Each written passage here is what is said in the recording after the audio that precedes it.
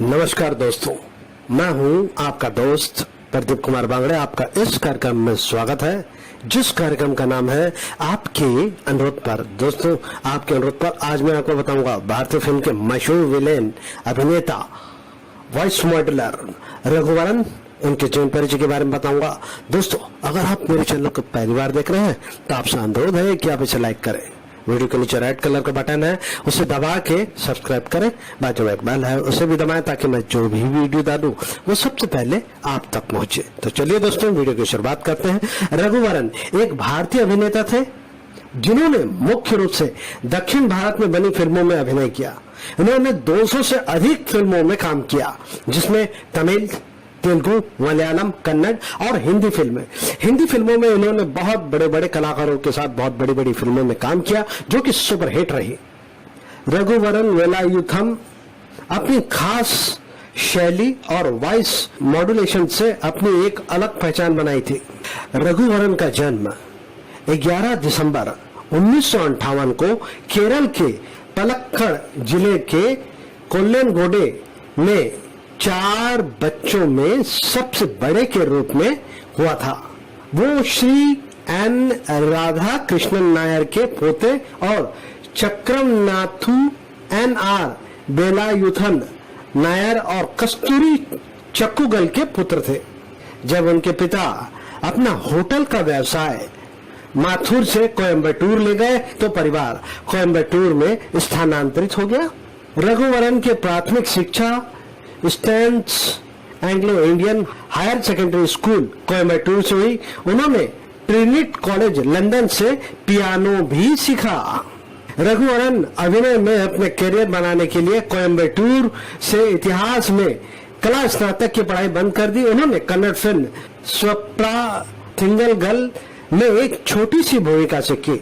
रघुवरन ने तेलुगु और कन्नड़ फिल्मों में छोटी भूमिकाओं से अपने फिल्मी अभिनय की शुरुआत की। 1979 से लेकर 1983 तक वो चेन्नई किंग्स में एक अभिनय नाटक मंडली का हिस्सा बने, जिसमें तमिल अभिनेता नासर भी शामिल थे। उन्हें एजावधु मणिथन में मुख्य अभिनेता के रूप में देखा गया और इसके लिए उन्हें कास्ट किया गया, जो उनकी सबसे महत्वपूर्ण भूमिकाओं में से एक थी।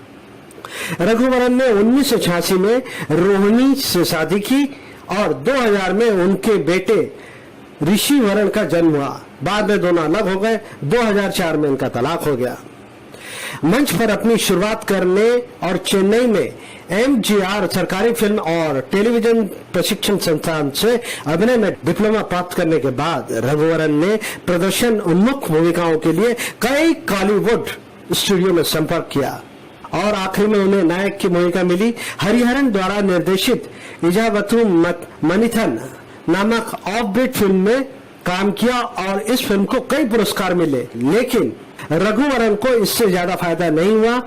उनके साथ नायक के रूप में कुछ और फिल्में भी आई, जैसे कि ओरू ओदाई, नादी यारी गिराथू और नी थोडुम्बोथु रिलीज हुई, लेकिन सफल नहीं हुई। सिल्क में उन्हें खलनायक की भूमिका को नोट किया गया और फिल्म की सफलता ने उनके प्रस्तावों के दरवाजे खोल दिए और इस तरह से उनका फिल्मी कैरियर चल पड़ा। 1980 के मध्य में रघुवरन ने बतौर हीरो कई फिल्मों में अभिनय किया और उनमें से ज्यादातर ने अच्छा बिजनेस किया, जैसे कि माइकल राजा, कविथाई पाडा, नेरा मिल्लई फिल्म उनके कैरियर को स्थिर करने में मदद की। रघुवरन को पहली बॉलीवुड फिल्म इज्जतदार, जी हाँ दोस्तों, अभिनय सम्राट दिलीप कुमार के सामने उन्हें खड़ा किया गया। उनकी लोकप्रियता राम गोपाल वर्मा की गैंगस्टर फिल्म शिवा से राष्ट्रीय स्तर पर और भी बढ़ गई। जी हाँ दोस्तों, शिवा फिल्म के बारे में आप जानते होंगे, मशहूर डायरेक्टर प्रोड्यूसर राम गोपाल वर्मा की फिल्म थी। इसमें उन्होंने एक खतरनाक गैंगस्टर भवानी की भूमिका निभाई थी। इसके अलावा रघुवरन ने कई बॉलीवुड फिल्मों में अभिनय किया, जिसमें सुनील शेट्टी के साथ उन्होंने रक्षक में काम किया, जो कि 1996 में रिलीज हुई। इसके बाद उन्होंने अमिताभ बच्चन के साथ फिल्म लाल बादशाह में काम किया, जो कि 1999 में रिलीज हुई। मिथुन चक्रवर्ती के साथ उन्होंने हिटलर में काम किया, जो कि 1998 में रिलीज हुई। जैकी श्रॉफ के साथ ग्रहण में काम किया। 2001 में नाना पाटेकर की जगह इनको मिल गई क्योंकि नाना पाटेकर बहुत बिजी होने लगे थे। इसी वजह से उन्हें बॉलीवुड में काम मिलना चालू हो गया। 26 साल से अधिक के करियर में रघुवरन ने प्रत्येक भूमिका को अपने ट्रेडमार्क तरीके से निभाया। अक्सर अधिक स्थापित सितारे और यहां तक कि नायकों से भी सुर्खियां बटोरी। उनकी चुंबकीय बैरिटोन आवाज एक फायदा थी और उन्होंने अपनी विभिन्न भूमिकाओं के अनुरूप इसे संशोधित किया। उन्होंने व्यवहार की अपनी शैली को निर्धारित की और एक विशिष्ट संवाद अदायगी लाई और यहाँ तक कि कई फिल्मों में अपनी चाल भी बदली। इस सारे समर्पण ने उन्हें और अधिक प्रशंसक बनाया और उनकी लोकप्रियता को और भी अधिक बढ़ाने में मदद की। तमिल, मलयालम और तेलुगु फिल्मों में उनके अभिनय के लिए उन्हें कई राज्य और फिल्म फेयर पुरस्कार मिले। उन्होंने तमिल में कई फिल्मों में सहायक अभिनेता के रूप में अपने करियर की शुरुआत की, जिसमें मणिरत्नम की अंजलि में एक बीमार बच्चे की पिता की भूमिका निभाई।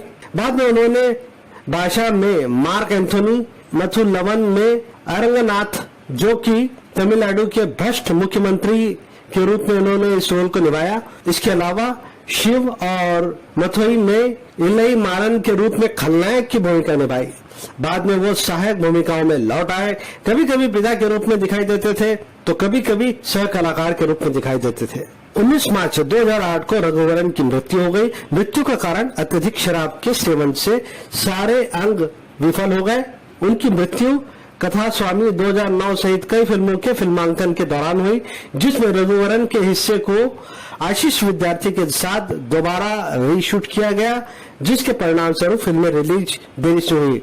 उनके मरणोपरांत फिल्म अता दिस्ता उनकी मृत्यु के तुरंत बाद रिलीज हुई। दोस्तों, रघुवरन के बारे में एक बार फिर से संक्षिप्त में जानकारी। 11 दिसंबर 1958 को कोल्लेगोडे, केरल, भारत में इनका जन्म हुआ। इनकी मृत्यु हुई 19 मार्च 2008 को चेन्नई, तमिलनाडु, भारत में हुई। 1982 से लेकर 2008 तक लगातार फिल्मों में सक्रिय रहे। इनकी पत्नी का नाम रोहिणी, इनके बच्चे का नाम ऋषिवरण। इन्होंने तमिल सोप ओपेरा ओरू मनीथानी कथई में नायक की भूमिका निभाई, जो एक अच्छे आदमी के बारे में है जो शराबी बन जाता है। लेनिन राजेंद्र द्वारा निर्देशित और इसी नाम के एम मुकुंदन के उपन्यास पर आधारित मलयालम फिल्म देवथिंते विकृति काल में फादर अल्फांसो की भूमिका के लिए उन्हें आलोचनात्मक प्रशंसा मिली। रघुवरन ने 6 गीत संगीत एल्बम जो उनके द्वारा रचित और गाए गए थे आधिकारिक तौर पर अभिनेता रजनीकांत द्वारा जारी किया गया और एल्बम को अभिनेत्री रोहिणी और रघुवरन के बेटे ऋषि वरन द्वारा प्राप्त किया गया था।